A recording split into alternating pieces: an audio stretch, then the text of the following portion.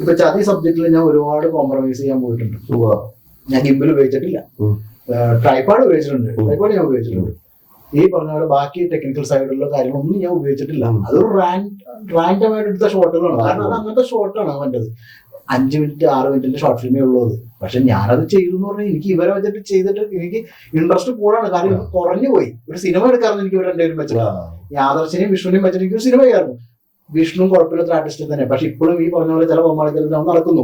അത് എനിക്ക് ഒന്നും പറയാൻ പറ്റില്ല. അത് അയാളുടെ ഇഷ്ടമാണ്. അത് നമുക്കൊന്നും പറയാം. നമ്മൾ അയാളെ പിന്നെ ഉപയോഗിക്കാണ്ടിരിക്കാൻ മാത്രം ചെയ്താൽ മതി.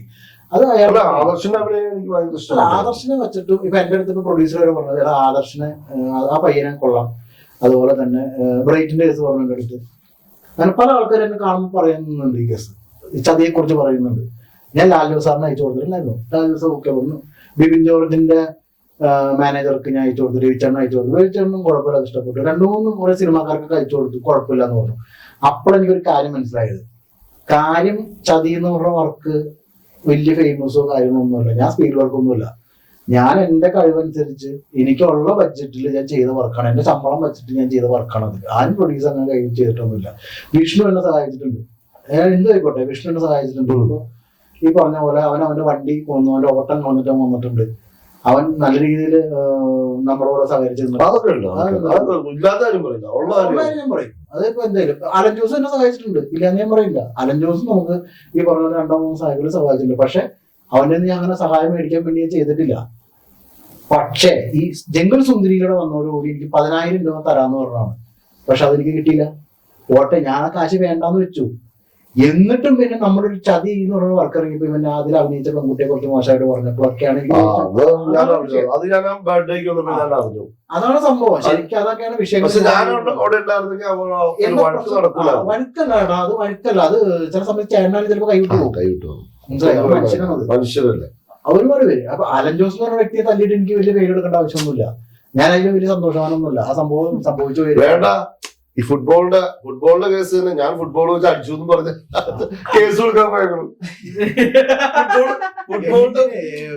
മനസ്സിലറിയാൻ പാടാം ഫുട്ബോൾ എന്നാന്ന് പറയാം. അത്രയും പോലും അറിയാൻ പാടാം ഫുട്ബോൾ എന്നാന്ന് വെച്ചിട്ട്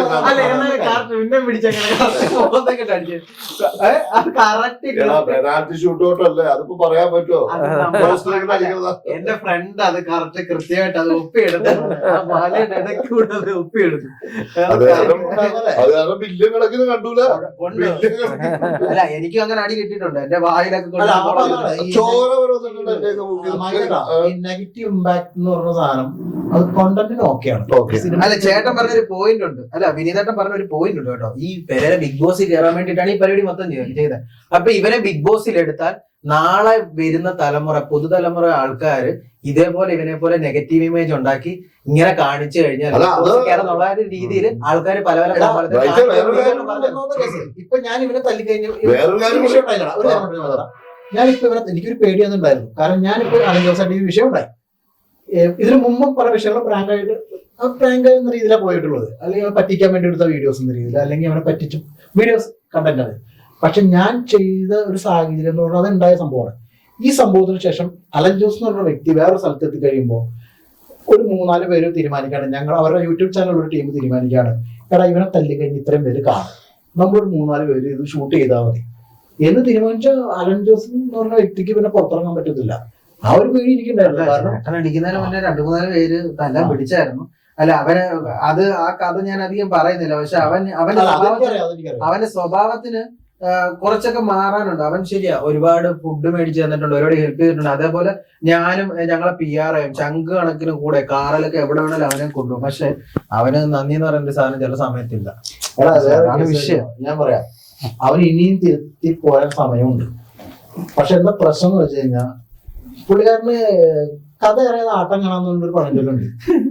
അതാണ് നടന്നുകൊണ്ടിരിക്കുന്നത്. ശരിക്കും പറഞ്ഞാൽ പുള്ളിനെ കോമാളിയാക്കുന്ന കുറെ ആൾക്കാരുണ്ട്. പക്ഷെ ആ കോമാളിത്തരത്തിന് ഇവൻ നിന്ന് കൊടുക്കുന്നു. പിന്നെ ഇപ്പൊ ഇതാണ് അവന്റെ വഴി മനസ്സിലാക്കിയിട്ട് അത്തരത്തിലുള്ള വീഡിയോസ് കണ്ടന്റുകളാണ് പോയിക്കൊണ്ടിരിക്കുന്നത്. പക്ഷെ നിങ്ങളുടെ ഒന്നും ബുദ്ധിയല്ല അവന്റെ കേട്ടോ, വേറെ ബുദ്ധിയാണ് അവന്റെ.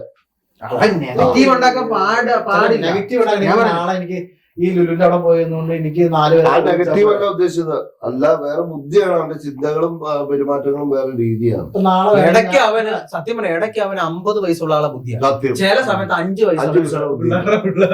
അതാണല്ലോ ഇടയ്ക്ക് ബുദ്ധി കൂടും, ഇടയ്ക്ക് ബുദ്ധി കുറയും, അങ്ങനെയൊക്കെയുള്ള പരിപാടിയുണ്ട്. അല്ല പുള്ളിക്ക് എന്തെങ്കിലും അസുഖം ഒരു അസുഖമില്ല.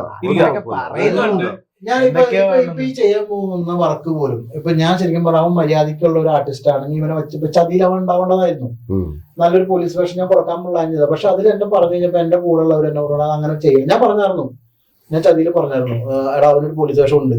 ആ ടൈമിൽ ഞാൻ വേഷം വെച്ചായിരുന്നതാ, ഞാൻ പറഞ്ഞായിരുന്നതാണ്. പക്ഷെ എന്താ പ്രശ്നം എന്ന് വെച്ചാൽ ഞാൻ ഫ്രാങ്കിലി പറയാമെന്ന് പറഞ്ഞാൽ എന്റെ കൂടെയുള്ള ആർക്കും താല്പര്യം ഉണ്ടായിരുന്നില്ല, അതൊന്നുണ്ടാവില്ല. കാരണം അത് ചെയ്തു തരുന്ന ആൾക്കാരൊക്കെ പറഞ്ഞാൽ അത് വേണ്ടെന്ന് പറഞ്ഞാൽ എനിക്കത് ചെയ്യാൻ പറ്റില്ല. കാരണം അവരോട് വർഷങ്ങളുടെ സൗഹൃദമാണ്.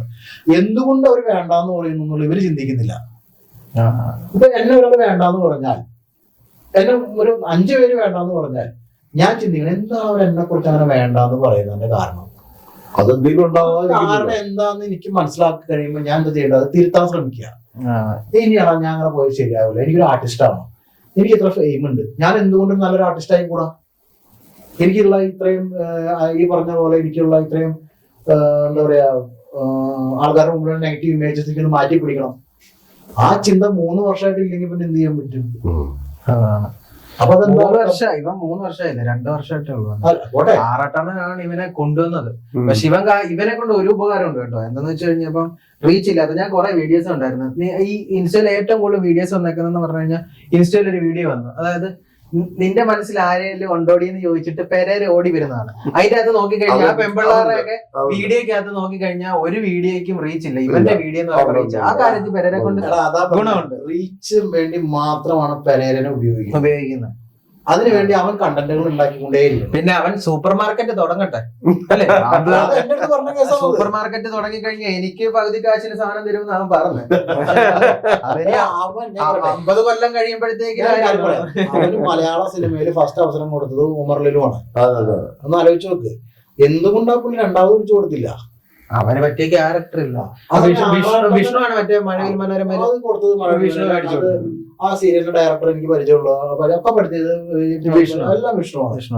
വിഷ്ണു കുഴപ്പമില്ലാത്തൊരു ആർട്ടിസ്റ്റ് ആണ്. പക്ഷെ വിഷ്ണു ഈ പറഞ്ഞ പോലെ ചില സമയങ്ങളിൽ ഇത്തരത്തിലുള്ള വീഡിയോസിൽ ചെന്ന് പെടുമ്പോൾ വിഷ്ണുവിന്റെ വിലയും പോവാണ്. അതൊക്കെ നമ്മൾ പറയാനുള്ളത് പറഞ്ഞൊന്നുള്ളൂ, നമുക്ക് ഇഷ്ടമുള്ളതുകൊണ്ട് പറഞ്ഞാണ്. അവൻ മര്യാദയ്ക്കുള്ള ആർട്ടിസ്റ്റ് ആണ്. ആർട്ടിസ്റ്റ് തന്നെയാണ്. പക്ഷെ ആട്ടായത്തിന്റെ ചില സമയത്ത് കാട്ടാൻ കാണുമ്പോ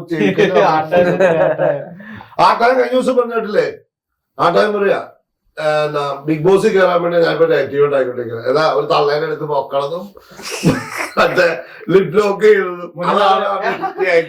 ഞാൻ വിളിച്ച് എടാ പെരേരയുടെ കല്യാണം ഒന്നും അല്ല. ഞാൻ ചോദിച്ചാ ഞാൻ കത്തിക്കാൻ പോവാ കേരളം, നീ ചോദിക്കും ഇതിനെ എവിടുന്ന് കിട്ടിയെന്ന് ചോദിക്കും. ശരിയാ, ഞാൻ ചോദിച്ചു കഴിഞ്ഞ ദിവസം ഒരു കിളവി പ്രായത്തെ ഞാൻ ഒരിക്കലും കളിയാക്കത്തില്ല. പക്ഷെങ്കില് ഈ എടുത്ത് അവരുടെ മക്കളൊക്കെ കാണാം. അല്ല, എന്റെ കൂട്ടുകാരൻ അൻവർ സിംഗർ, ആലുവയിലുള്ള അൻവർ സിംഗർ എന്നും പച്ചപ്പാടാണ് എന്നെ വിളിച്ചിട്ട്. ഈ ഇവിടെ കൊണ്ട് ഞാൻ പടുത്തു. രാത്രി പുള്ളി വീഡിയോ ചെയ്യാൻ തുടങ്ങി. വീഡിയോ ചെയ്തിട്ട് വിളിച്ചു. ലാസ്റ്റ് ആയപ്പോ രാത്രി ആയപ്പോ എന്നെ വിളിച്ചേക്കാം അവിലാസ്, അതെ ഈ വീഡിയോ ഒന്നും നീ ഡിലേറ്റ് ചെയ്യിപ്പിക്കുക, ശരിയാവില്ല. കാരണം നീ ലിപ് ലോക്ക് ആദ്യം കാണാം, അത് എങ്ങനെ കാണാം, വൈറലായ സാധനം ഇതാണ് ചിന്ത. പ്രശ്നങ്ങള് സോഷ്യൽ മീഡിയ. പക്ഷെ ഞാൻ ചോദിച്ചോട്ടെ, ഇവരൊക്കെ ഇത്രയും വൈറലായി, ചേട്ടൻ ചോദിച്ച പോലെ തന്നെ നല്ലൊരു ഡയറക്ടറിന്റെ കീഴിൽ അവർക്ക് വർക്ക് ചെയ്യാൻ പറ്റിയിട്ടുണ്ടോ? നല്ലൊരു ഡയറക്ടറുടെ കീഴിൽ വർക്ക് ചെയ്യണമെന്നുണ്ടെങ്കിൽ ആ ഡയറക്ടർക്ക് ഇവരുടെ ക്യാരക്ടർ എന്തെങ്കിലും ചെയ്യാൻ പറ്റിയെന്ന് തോന്നണം. ഞാൻ ചാൻസ് ചോദിച്ചാൽ അവർക്ക് എനിക്ക് അഭിനയിക്കാൻ കിട്ടണമെന്നൊന്നുമില്ല. ഞാൻ ഒരുപാട് സിനിമകളിൽ വർക്ക് ചെയ്തിട്ടുണ്ട്, അസിസ്റ്റന്റ് ഡയറക്ടറായിട്ട് വർക്ക് ചെയ്തിട്ടുണ്ട് ഒരു വർക്കില്. അല്ല, ഞാൻ അതിനൊരു ഉദാഹരണം പറഞ്ഞുതരാം. ഈ കഴിവില്ലാത്ത ഞാനാണെങ്കിലും കഴിവുണ്ടാക്കിയെടുക്കുന്ന ആരുടെ കഴിവാ? ഒരു ഡയറക്ടറുടെ കഴിവാ, അല്ലെ? അതെ അതെ, തീർച്ചയായും ശരിയല്ലേ? ഇതിപ്പോ ഞാനൊരു കാര്യം പറയാം. ഇപ്പൊ ഞാൻ ഈ ഇവരെയൊക്കെ വെച്ച എന്റെ വർക്കിൽ ഞാൻ ഇനിയും ചെയ്യാൻ ഞാൻ ചെയ്തന്നെ. പക്ഷെ എന്തുകൊണ്ടും ശ്രമിക്കുന്നില്ല എന്ന് പറയാൻ കാരണം ഇവർക്ക് യാതൊരു മാറ്റമില്ല. അതല്ല ഞാൻ പറഞ്ഞിട്ടുണ്ട്, ചെയ്ത ഞാൻ വരത്തുന്നത്. അല്ല, ഞാൻ ഇവരുടെ പേരിൽ വേറെ വിഷയം എനിക്ക് വ്യക്തിപരമായിട്ട് പല ആൾക്കാരായിട്ട് ബ്രൈറ്റ് ആയിട്ട് പോലും എനിക്ക് ചില അഭിപ്രായ വ്യത്യാസങ്ങളുണ്ട്. പക്ഷെ ഞങ്ങൾ അങ്ങനെ തമ്മിത്തല്ലൊന്നും ഉണ്ടായിട്ടില്ല. പുള്ളിക്ക് ഭയങ്കര സന്തോഷമാണ്. ഞങ്ങൾ പിണങ്ങി അങ്ങനെ പിണങ്ങിയിട്ടില്ല. ഞങ്ങള് അഭിപ്രായ വ്യത്യാസങ്ങളുണ്ട്, നമ്മൾ ചിലപ്പോൾ ദേഷ്യപ്പെടും, അത് കാര്യങ്ങൾ വേറെ. അത് എന്ന് പറഞ്ഞാൽ ഇതിനൊക്കെ ഇവര് വളമിട്ട് കുറെ പ്രശ്നം ഉണ്ടാക്കി. അതൊക്കെയാണ് നമുക്ക് ദേഷ്യം വന്നത്. അതെന്താന്നറിയാം, വിനീതേട്ടന് വർക്ക് ചെയ്യുമെന്നറിയാം പ്രസാദ. എന്നെ വെച്ചിട്ട് നല്ല ക്യാരക്ടർ വരുന്ന പുള്ളിക്കറിയാം. ഈ ഗബ്രിയലിന്റെ അത് അകത്ത് പോട്ടറാ. ഗബ്രിയലിന്റെ അകത്ത് മെയിൻ CA ആയിട്ട് ഞാനാണല്ലോ ചെയ്തേക്കുന്നത്. അപ്പൊ അവൻ പറഞ്ഞു, ഞാൻ വിനീതേട്ടന് 1 ലക്ഷം രൂപ കൊടുത്തിട്ട് നിന്റെ ക്യാരക്ടർ ഞാൻ മേടിക്കും. ഞാൻ പറഞ്ഞു, "ആ, ശരി, നീ നല്ല കാര്യമല്ലേ, വിനീതിന് അത്ര പൈസ കിട്ടുന്നില്ല. പുതിയൊരു 1 ലക്ഷം